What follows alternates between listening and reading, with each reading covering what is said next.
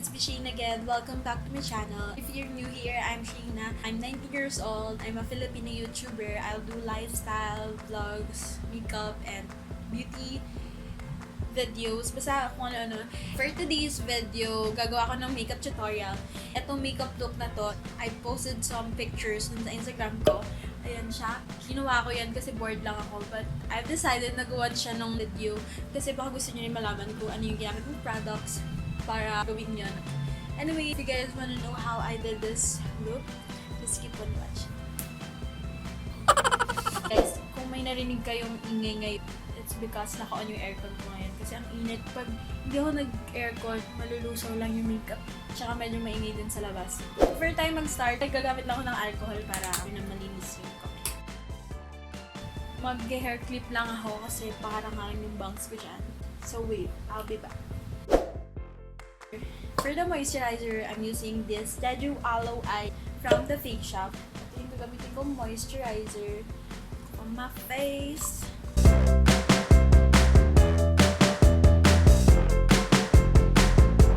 For the primer, I will be using this No Shine Mattifier by quickfx. Usually, onti lang yung ginagamit ko primer kasi naglalagay lang naman ako ng primer kung saan yung malaki yung pores ko.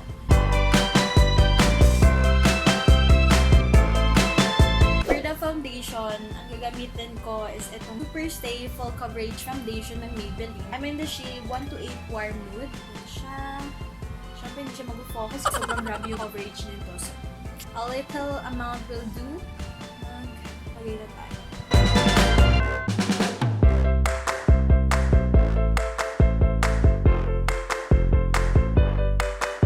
Since tapos na ako sa foundation, okay na.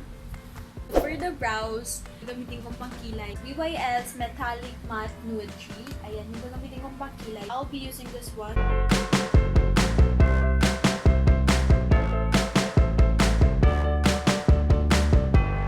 Done na yung kabila. Gagawin ko lang yung kabilang side. So, lalagay lang ako ng concealer under my brows and then dito.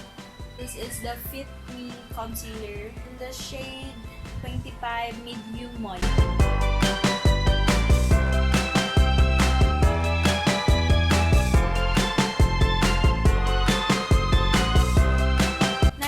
Lalagay na ako ng concealer under my eyes. For my concealer, I will be using two products. Maybelline Fit Me Concealer. Gamit din ako nitong Maybelline Instant Age Rewind. I'm in this shade. Wait. Oh my god, I'm so dumb. Okay, ang shade ko is light. Gamitin ko muna is itong Fit Me Concealer. Tatakpan ko lang yung mga malapanda kong eye bags.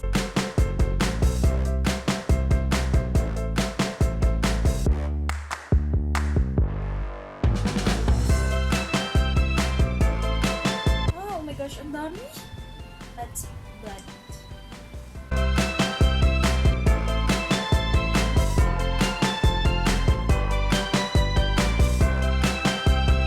Mag-contour muna ako before ako mag-eyeshadow. Itong contour stick ng Careline, gagamitin ko for my contour.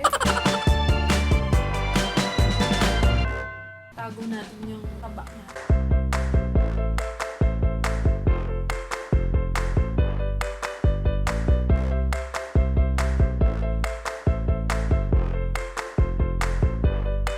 Lalagay muna ako ng powder kasi magbe-bake tayo ng under eyes and then some area here sa face natin. Gagamitin ko is itong Nichido Final Powder Creamy Glow.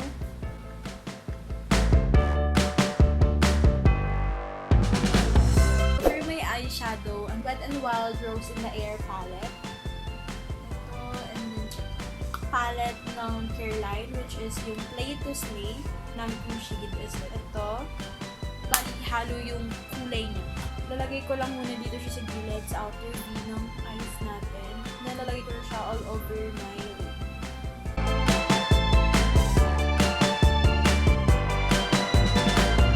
So, for the eyeliner, I will be using this Colorshow eyeliner from Maybelline. It's a black eyeliner and let's hope na magpantay siya. Okay, hindi ko na kaya. So, I'll do the eyeliner off cam. Bye. Hindi siya punta. Okay na. We're done with the eyeliner. Maglalagay na ako ng falsies. I'm using this Taiwan eyelashes from Divisoria.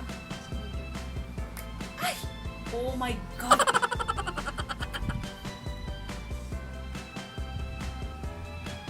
Tuyo na.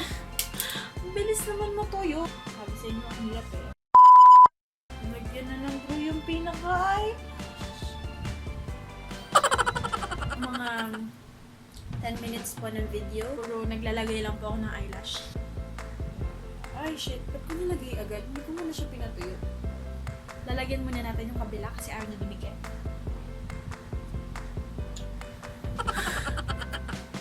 Wait lang, I do it off cam.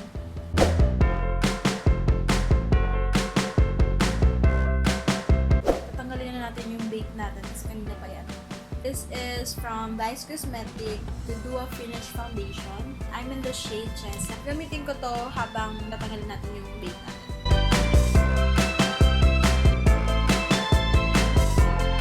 Ang gagamitin kong blush is itong WetnWild Blush on. This is in the shade Mellow Wine. Sobrang ganda nitong blush na to. It's like a peachy blush on.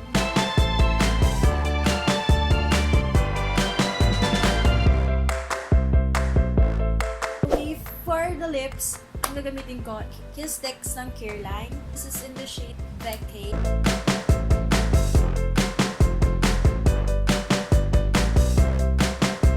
Lipstick in the shade Pretty Please. Then itong isa is in the shade Walnut.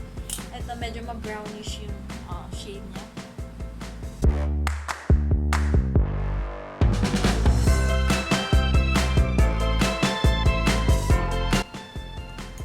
Gagamitin ko pang highlight.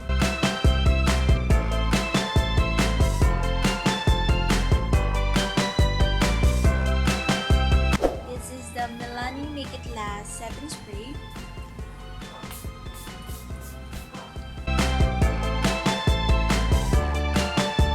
Guys, this is the final look. Hope you guys enjoyed this video, and if you did, don't forget to give it a big thumbs up and make sure to subscribe to my YouTube channel. And if you guys want to follow me on my social media accounts like Twitter and Instagram, I'll just put my name. Thank you so much for watching, guys. I'll see you guys on my next video. Have a good day. Bye. I've decided to